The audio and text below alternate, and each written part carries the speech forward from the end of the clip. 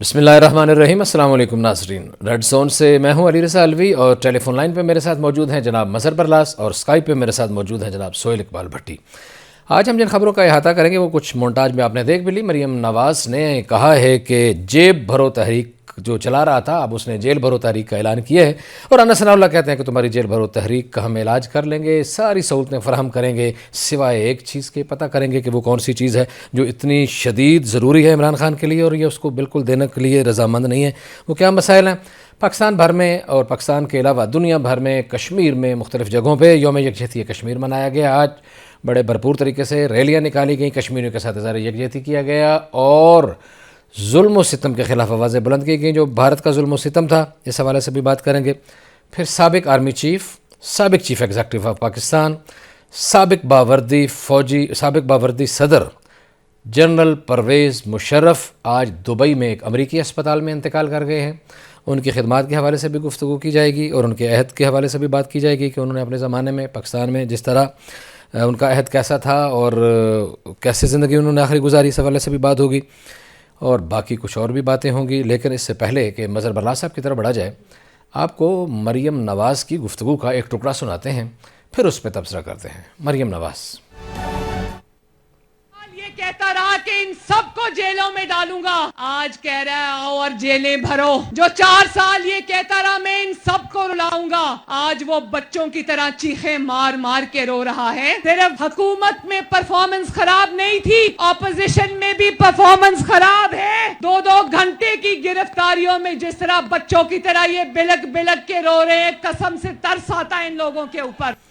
جی مظہر برلاس صاحب، اچھا لوگ بھی سوشل میڈیا پہ بھی یہ بات بہت کر رہے تھے، مریم نواز نے بھی آج یہ بات کر دی کہ انہوں نے عمران خان نے اپنے دور میں نون لیگ کے تمام ہی سرکردہ لیڈرز کو بشمول مریم نواز، شہباز شریف، نواز شریف، حمزہ شہباز، سب لوگوں کو پتہ نہیں کتنے 100 دن جیلوں میں رکھا، اور خود یہ 2 دن 3 دن گئے ہیں، حالانکہ ساتھ ہی ان کی ضمانتیں بھی ہو رہی ہیں، لیکن بچوں کی طرح بلک بلک کے رو رہے ہیں۔ شیخ رشید جو کہتا تھا میرا سسرال ہے یہ جیل خانہ جیل اور یہ وہ سارا، تو وہ ایک پولیس والے کے گلے لگ کے رو رہا تھا، اور یہ فواد چودھری جو ہے یہ بھی آنسو بہا رہا تھا اور رو رہا تھا، اور بعد میں بچوں کے سینے پہ لٹا کے فوٹو شوٹو ویڈیو جاری کی گئی۔ دوسرے لوگوں کو بھی بچے ہیں تو ان کو کیوں نہیں مردوں کی طرح مقابلہ کیوں نہیں کر رہے اب یہ جیلوں کا؟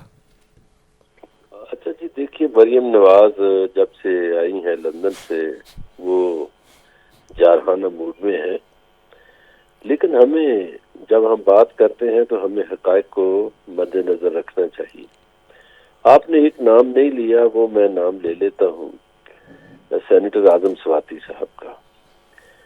اعظم سواتی صاحب کے ساتھ جو ہوا اور جس طرح کی ان کی ویڈیو شرمناک پیش کی گئی، تو اس پہ ان کو رونا نہ آتا تو کیا آتا، اور پھر کس طرح ان کو پورے ملک میں گھسیٹا گیا۔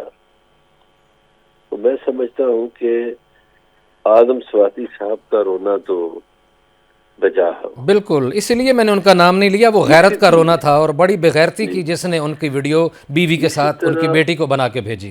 شیخ رشید احمد کا انہوں نے ذکر کیا، گزارش یہ ہے کہ شیخ رشید احمد بوڑھے آدمی ہیں، آپ ایک بوڑھے آدمی کو دھکے دے رہے ہیں، تو دھکے تو نہیں دینے چاہیے نا، تو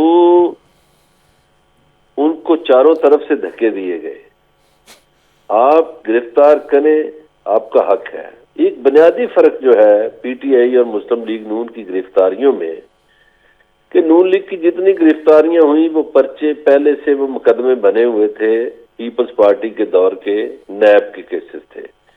بنیادی فرق یہ ہے کہ جو نون لیگ کے لوگوں پہ مقدمات تھے وہ کرپشن کے تھے، جو پی ٹی آئی کے لوگوں پہ مقدمات بن رہے ہیں وہ کرپشن کے نہیں ہیں، وہ بغاوت کے مقدمات ہیں۔ یہ ایک بنیادی فرق ہے۔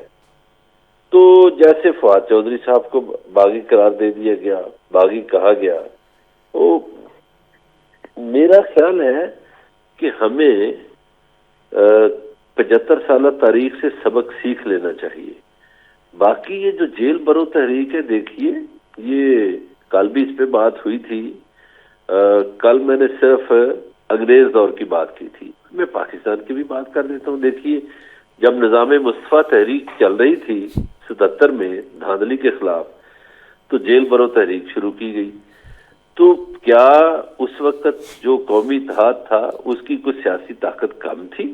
بالکل نہیں تھی. وہ طاقتور تھے سیاسی طور پر, سیاست چمک رہی تھی. انہوں نے جیل برو تحریک شروع کی. پھر 84 میں ایم آر ڈی کے پلیٹ فارم سے پیپلز پارٹی نے اور ایم آر ڈی کے کارکنوں نے جیل برو تحریک شروع کی, گرفتاریاں پیش کی. وہ یہ ایک سیاسی حربہ ہے.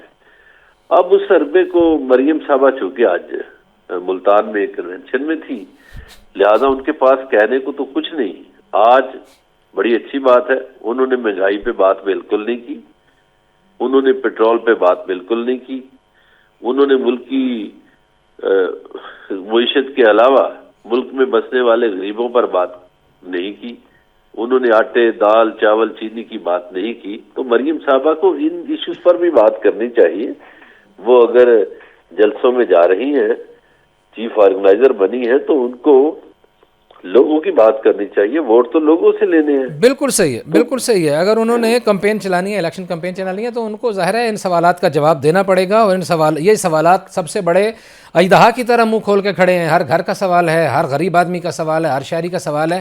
اور ان سوالوں کو بھی انہیں چاہیے کہ ان کا جواب بھی دیں, اور ان کا جواب صرف سیاسی طریقے سے نہ دیں بلکہ ان کا جواب ایک اس کے حل کے طور پر دیں, کیونکہ وہ ایک حکمران ہے اس وقت. بہرحال اسی جیل بھرو تحریک کے حوالے سے وزیر داخلہ رانا ثناءاللہ نے کچھ گفتگو کی. انہوں نے کیا کہا وہ آپ کو سناتے ہیں, پھر اس پہ تبصرہ لیں گے سہیل بھٹی صاحب کا. جی رانا ثناءاللہ. اب یہ کہہ رہا ہے کہ میں نے جیل بھرو تحریک شروع کرنی ہے. بیٹا تم جیل بھرو تحریک شروع کرو, تمہارا علاج میں کروں گا. تم نے اسلام آباد لاک کرنے کے لیے آنا تھا, پھر تمہارے ساتھ جو ہوا وہ تمہیں یاد ہونا چاہیے.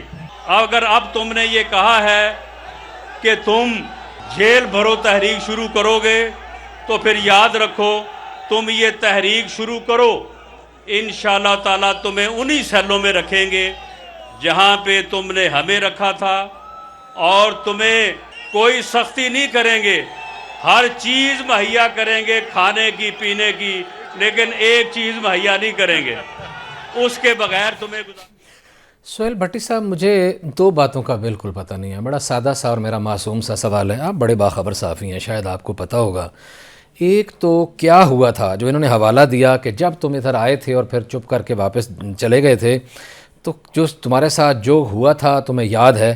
ایک تو ناظرین کو اور مجھے یہ بتائیں کہ وہ کیا ہوا تھا.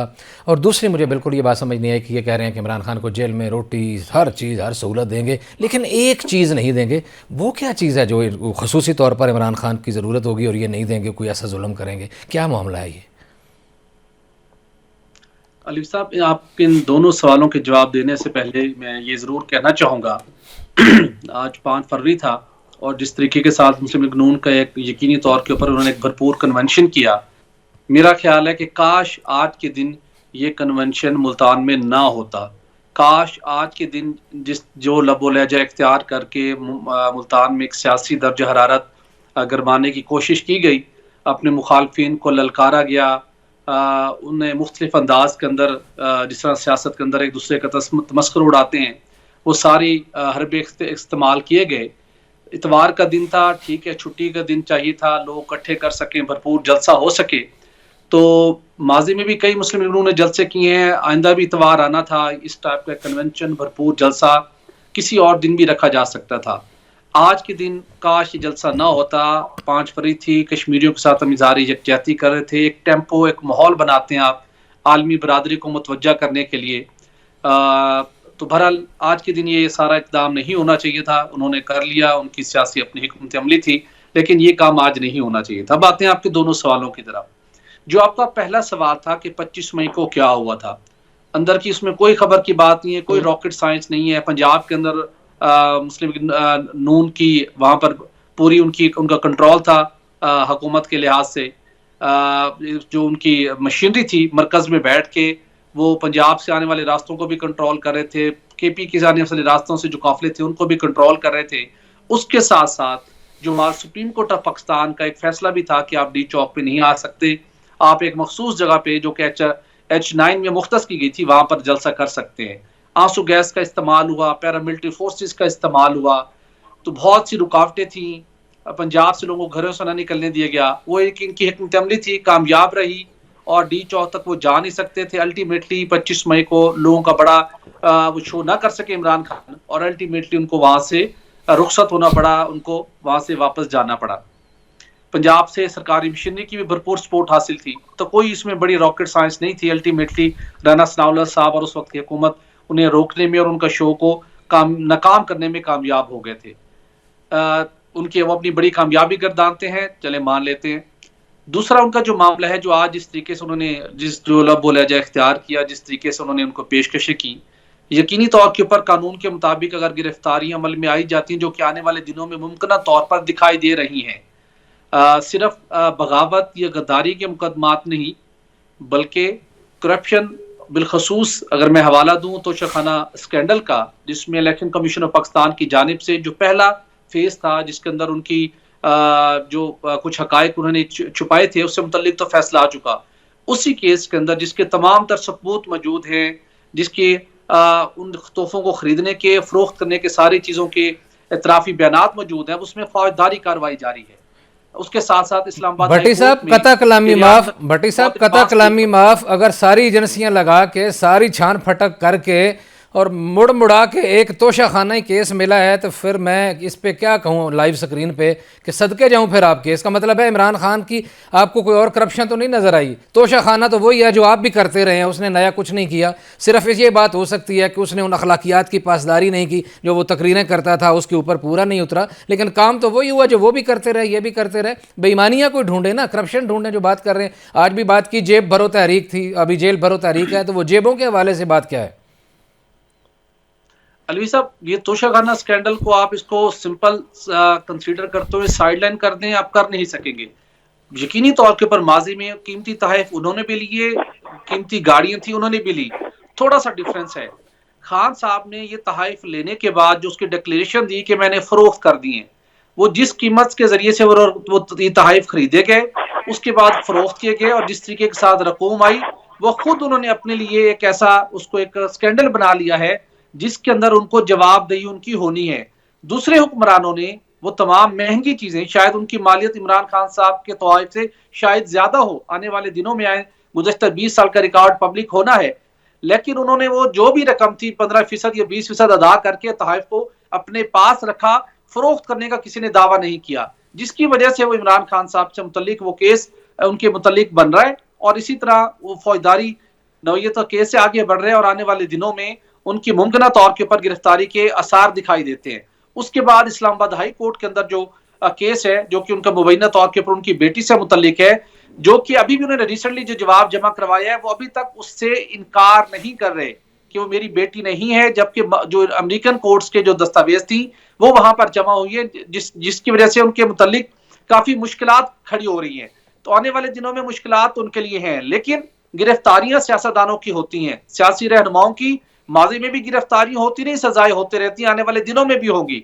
लेकिन राना सनाउल्लाह साहब ने जो बात कही कि हम हर लिहाज से आपको फैसिलिटेट करेंगे, जेल में रखेंगे, लेकिन एक चीज नहीं देंगे, वो अब वो कौन सी चीज है राना साहब ही बता सकते हैं, वजीर दाखिला है, कौन सी ऐसी सीक्रेट चीज है, खाने पीने की हर चीज प्रोवाइड करने को वो तैयार हैं, वो कौन सी एक ऐसी चीज है जो नहीं देंगे, ये मेरे ख्याल में उन्होंने अनाउंसमेंट की है, उससे पूछना चाहिए।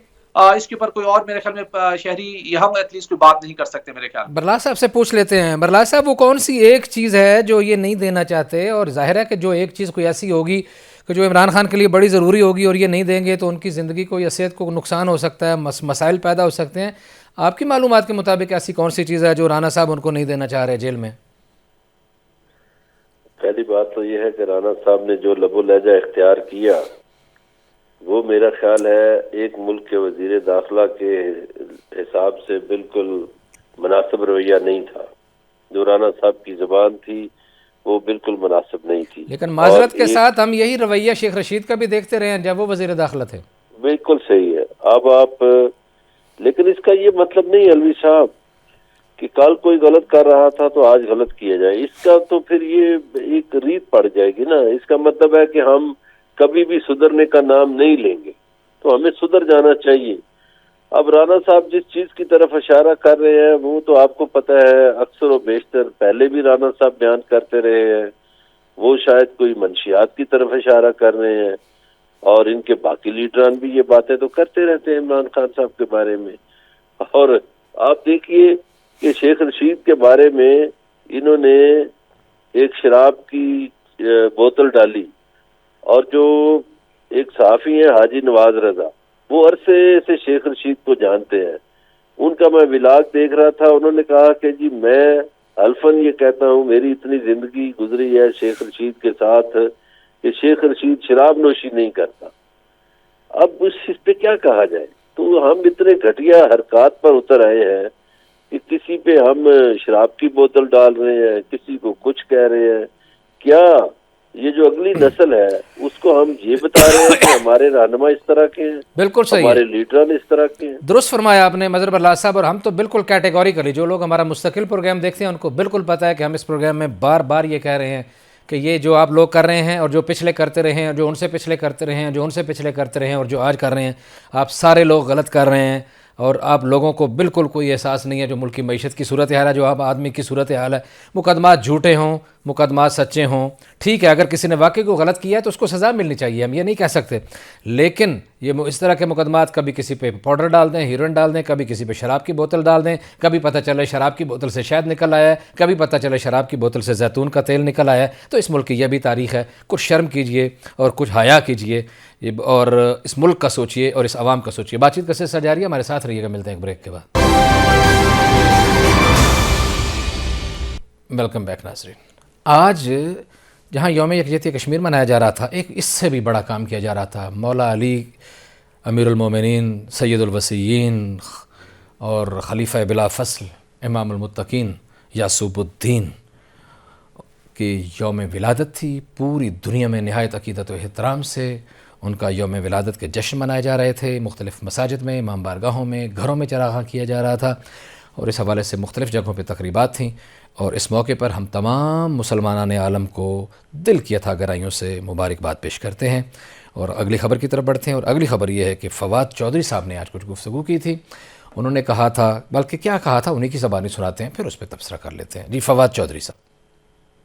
نواز شریف اور زرداری کے ہوتے ہوئے پاکستان میں کبھی قانون کی عملداری نہیں ہو سکتی۔ ان کو نکالنے کے لیے ہر کام کرنا جائز ہے۔ کشمیریوں کے اوپر ہندوستان زبردستی حکومت کر رہا ہے، شہباز شریف پاکستان کے اوپر زبردستی حکومت کر رہا ہے۔ رانا ثناء اللہ میں ہندوستان کے وزیر داخلہ میں کیا فرق ہے؟ آپ پاکستان توڑنے کی سازش میں ملوث ہے۔ اس وقت خیبر پختونخوا میں دھماکہ ہوا، 100 لوگ شہید ہو گئے۔ مرہم رکھنے کا وقت ہے، نمک ڈال رہے ہو۔ نہ نواز شریف کا، نہ شہباز شریف کی، نہ زرداری کی کوئی دلچسپی ہے پاکستان میں۔ یہ بھی پاکستان میں صرف لوٹ مار کرنے آتے ہیں۔ اصل ملک ان کا لندن ہے، دبئی ہے، امریکہ ہے۔ مظہر برلاس صاحب، آپ رانا ثناء اللہ کی گفتگو کا گلہ کر رہے تھے، فواد چودھری صاحب کی گفتگو پر تبصرہ کیجیے۔ دیکھیے، فواد چودھری صاحب رہا ہو کہ آج اپنے علاقے میں گئے ہوئے تھے جیلم، وہاں انہوں نے یہ تقریر کی۔ کچھ باتیں تو دیکھیے مناسب ہیں اور درست بھی ہیں کہ پشاور میں دھماکہ ہوا، اتنے لوگ شہید ہوئے، ظاہر ہے اس کے بعد ورثہ ہے ان لوگوں کے، تو ہماری حکومتوں کو اتنی توفیق نہیں کہ کسی کے سر پہ ہاتھ رکھیں، کسی کے زخموں پہ مرہم رکھیں۔ وہ اپنی گرفتاریوں اور سیاسی چکروں میں پڑے ہوئے ہیں۔ یہ پاکستانی لوگوں کے ساتھ حکومت کا نامناسب رویہ ہے۔ ٹھیک ہے۔ باقی انہوں نے یہ بات کی کشمیریوں کے ساتھ اٹیچ کرتے ہوئے حکومتی رویوں کی، تو دیکھیے ہمیں اپنے فواد چودھری صاحب کی بھی حکومت رہی ہے، انہیں بھی اور موجودہ حکومت کو بھی ان رویوں پہ تو غور کرنا چاہیے نا، کہ ہمیں جو انسانی رویے ہیں وہ اس قدر بہتر کرنے چاہیے کہ کوئی مقبوضہ علاقہ نظر نہ آئے، تاکہ کوئی مثال نہ دینی پڑے کہ فلاں علاقے میں جس طرح کی حکومت ہے ویسی ہے۔ تو لوگوں کے ساتھ حکمرانوں کا رویہ تو یہ ہونا چاہیے نا کہ رعایا کی بہتری کے لیے کام کریں۔ صحیح ہے۔ مگر اتفاق ہے یا بدقسمتی ہے ہماری کہ پاکستان میں یہ جو حکومت آئی ہے، انہوں نے 10 مہینوں میں کوئی ایک کام ایسا نہیں کیا جو لوگوں کی بہتری کا ہو، جس سے عوام کی بہتری جھلکتی ہو، بلکہ انہوں نے لوگوں کو مہنگائی کی چکی میں پیس کے رکھ دیا ہے، اور جو تنخواہ دار طبقہ ہے وہ بھی پریشان ہے، اور جو غریب ہے وہ تو بیچارہ پتہ نہیں روٹی کھاتا ہے نہیں کھاتا۔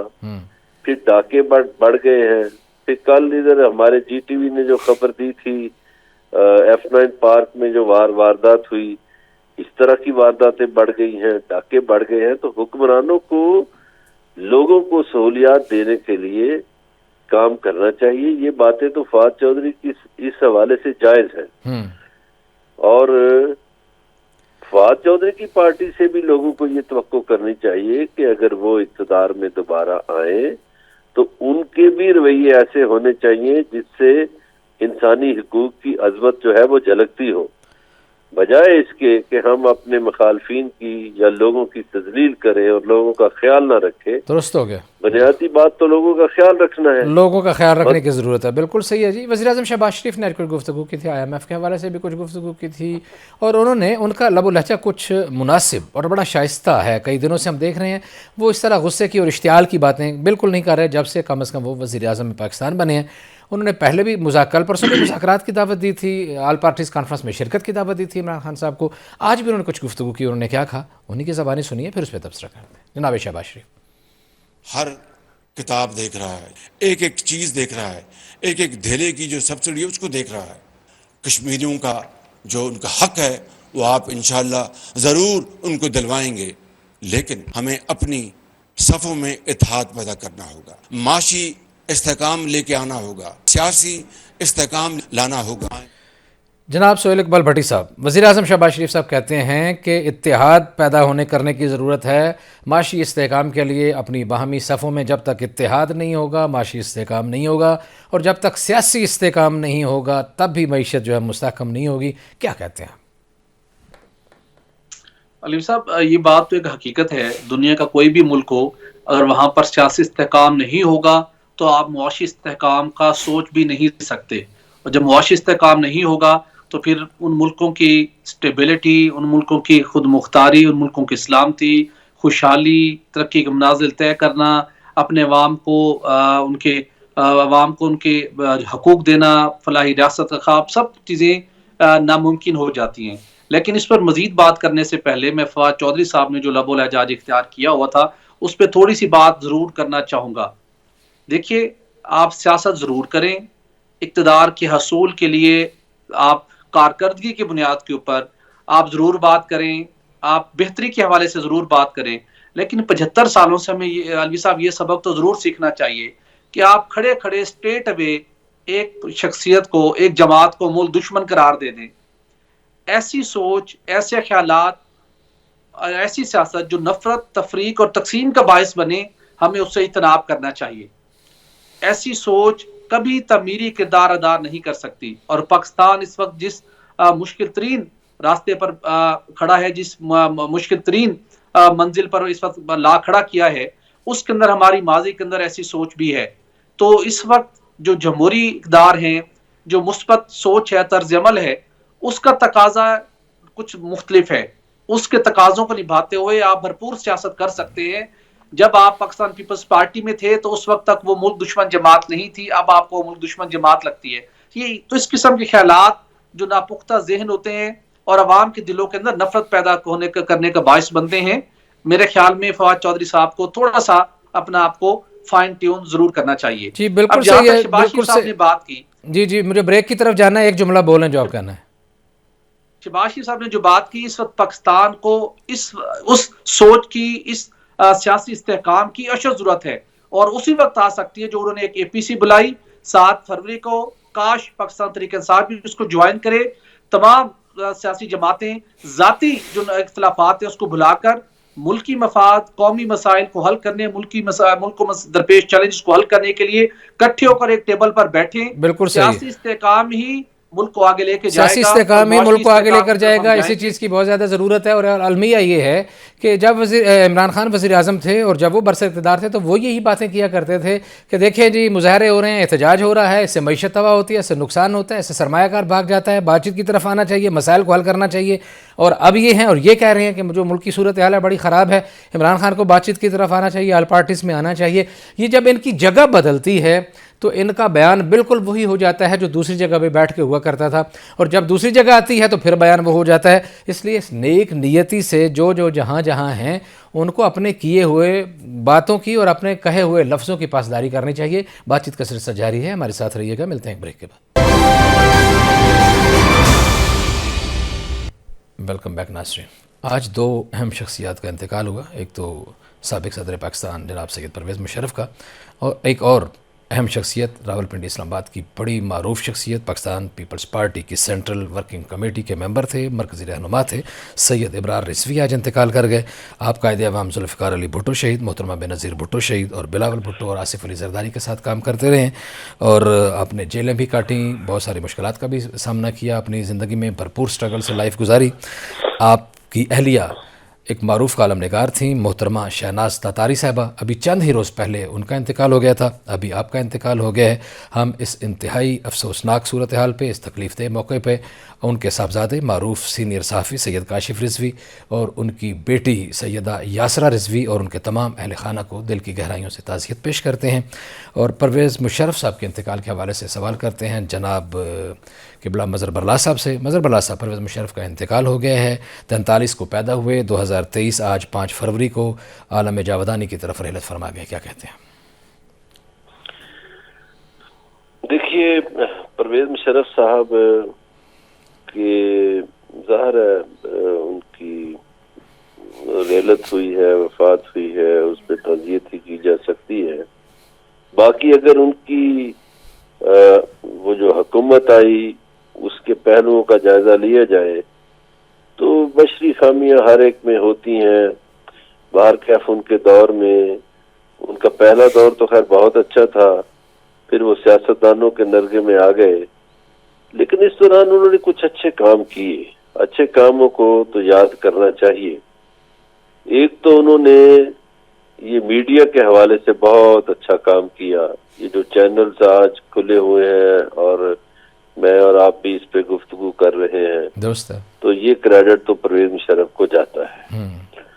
پھر دوسرا، ان کے دور میں معاشی لحاظ سے ہم یہ کہیں گے کہ ایک ریل پیل رہی، اور معاشی اعتبار سے ہمیں یہ بھی سوچنا چاہیے ٹھیک ہے کہ پرویز مشرف کے دور میں ڈالر جو تھا وہ 60 روپے سے زیادہ نہیں جا سکا تھا، نہیں بڑھ سکا. جی برلا صاحب، ٹائم بہت کم ہے، ذرا وائنڈ اپ کی طرف جائیں. اچھا جی ہاں، تو باقی ان کی جو عسکری صلاحیتیں ہیں اس کا ایک زمانہ معترف ہے. وہ ایک بہادر جنرل کے طور پر رہے، کمانڈو تھے، اور انہوں نے بطور آرمی چیف بہت اچھا کام کیا. جی، بہت اچھا کام کیا، اور جو اچھا کام کیا جاتا ہے یقیناً وہ بھی یاد رہتا ہے، جو برا کام کیا جاتا ہے وہ بھی نسلیں نہیں بھولتی، وہ تاریخ کا حصہ بن جاتا ہے.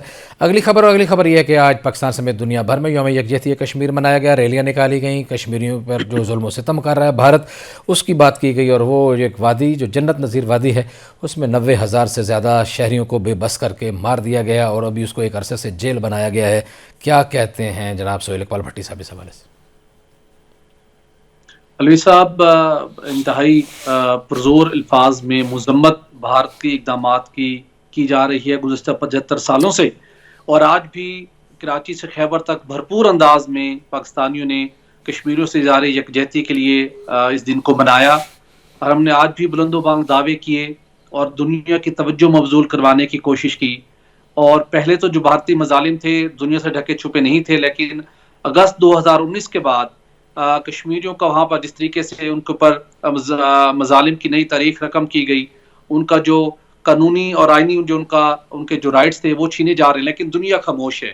معاملہ یہ کہ ہر سال ہم ان سے اظہار یکجہتی کرتے ہیں، 75 سال سے کر رہے ہیں، آئندہ بھی کرتے رہیں گے، لیکن اس سے بڑھ کر کچھ آگے چل کے کچھ اقدامات کرنے کی ضرورت ہے، جس کے اندر صرف پاکستان نہیں، امت مسلمہ کے پلیٹ فارم سے اس معاملے کو اجاگر کرنے کی ضرورت ہے. اور ایسے اس مقصد کے لیے OIC کا پلیٹ فارم، جہاں سے کبھی کبھار کشمیر کے لیے ایک الگ ڈیسک بھی بنا، ایک الگ کمیٹی بھی بنی، آواز بھی اٹھائی گئی، لیکن اس کے بعد کوئی پرسو اس کو نہیں کرتا. میرے خیال میں ایک منظم طریقے کے ساتھ سے تمام اقوال میں عالم کے سامنے OIC کے پلیٹ فارم سے اس معاملے کو اجاگر کرنا چاہیے. اس کا ایک مستقل حل ہونا چاہیے. کشمیری عوام کی امنگوں کے عین مطابق چونکہ اگست 2019 کے بعد بھارت نے جو غاصبانہ اقدام کیا ہے وہ پورا اس کا جغرافیائی اور جو اس کا ایک اس کا جو سوشل اس کا جو ایک اس کا حلیہ ہے اس کو بگاڑنے کی کوشش میں ملوث ہے بھارت، اور دنیا کی انسانی حقوق کی جو تنظیمیں ہیں اب انہیں بھی وہاں تک رسائی نہیں ہے. مظالم کے پہاڑ بھی توڑے گئے جا رہے ہیں وہاں پر، لیکن اس کے ساتھ ساتھ قانونی اور آئینی لحاظ سے بھی اس سٹیٹس کو تبدیل کرنے کی مذموم کوششوں کا سلسلہ جاری ہے. جی بالکل صحیح ہو گیا جی. یہ کشمیر کے اوپر جو کشمیر میں جو بھارتی مظالم ہو رہے ہیں، جو ظلم و ستم کی صورتحال ہے، اس کے اوپر عالمی ضمیر کو بہرحال بیدار ہونا پڑے گا.